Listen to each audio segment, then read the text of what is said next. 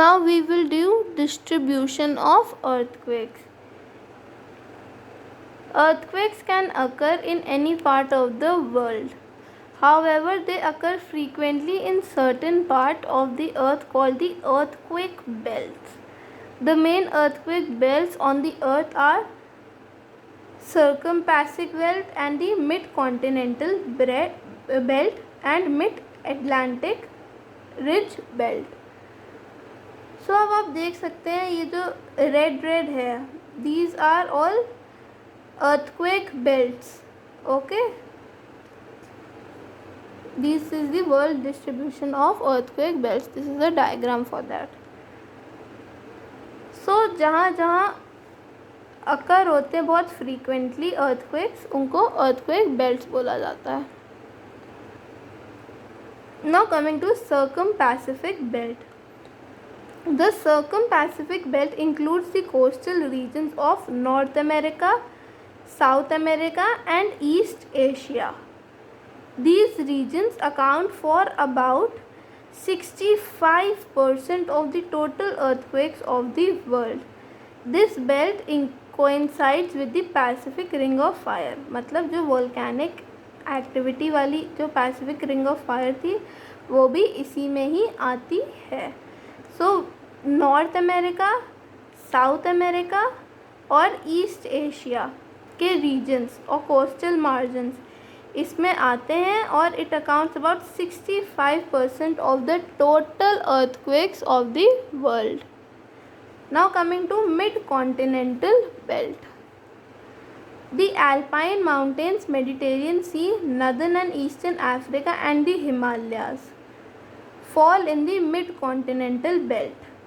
So Mediterranean Sea, Alpine Mountains, Northern and Eastern Africa, Himalayas, ये सब continental belt में पाए जाते हैं. अब आप ये ना सोचना कि that Africa is over here and in Himalayas are over here, ये ना सोचना, because ये तो सिर्फ वर्ल्ड मैप है and you know world is goal.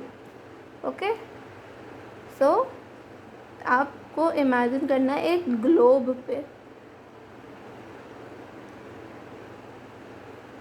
About 25% of the seismic events are recorded here. 65% यहाँ पे, 25% यहाँ पे. जितने भी सीस्मिक इवेंट्स हैं 25% वो मिड कॉन्टिनेंटल बेल्ट में पाए जाते हैं. Now coming to mid Atlantic ridge belt. The mid Atlantic ridge belt includes the mid Atlantic ridge and the adjoining islands. तो मिड अटलांटिक रिज और एडजॉइनिंग आइलैंड्स इसमें आते हैं. It records moderate earthquakes which are caused due to the movement of the lithospheric tectonic plates in the opposite directions.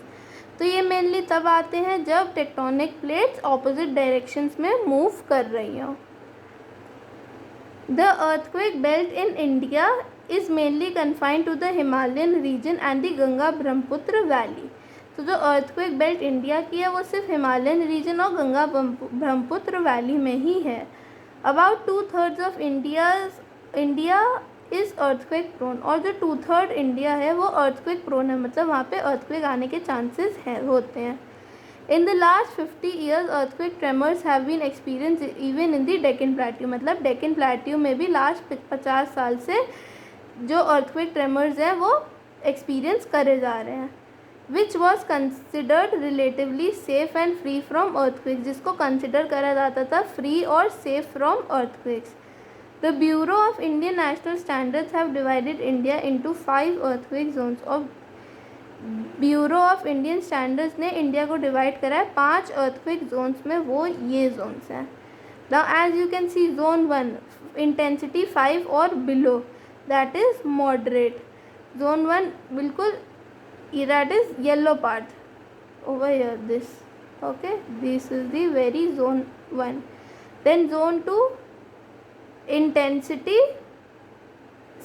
6, these are strong. तो ये वाले zones हैं. Okay, these zones. Then coming to intensity 7, very strong, zone 3 yellow color. As you can see, ये basically यहीं पे है, that zone 3 थोड़ा सा ज़्यादा स्प्रेड है. Okay, and the Lakshadweep Islands also come in zone 3. Then coming to zone 4, mainly the Himalayan belt, not the Himalayan belt, till over here only. और zone 5 जो intensity 9 के हैं and above, that is very disastrous, that is comprised of the northeast parts of this and Gujarat, then whole of the Andaman and Nicobar Islands. Okay, so we have completed this chapter. I want these 2 exercises to be done. Sorry, 3 exercises, A, B and C. C to be done. A, B, C करेंगे आप लोग. Okay. Now a worksheet for the same will be given, but you have completed the chapter. तो जब complete करेंगे chapter तब आपको ये exercises भी मिला करेंगे. Okay. So your homework is to do exercises A, B and C with worksheet. Worksheet आपको मिल जाएगी.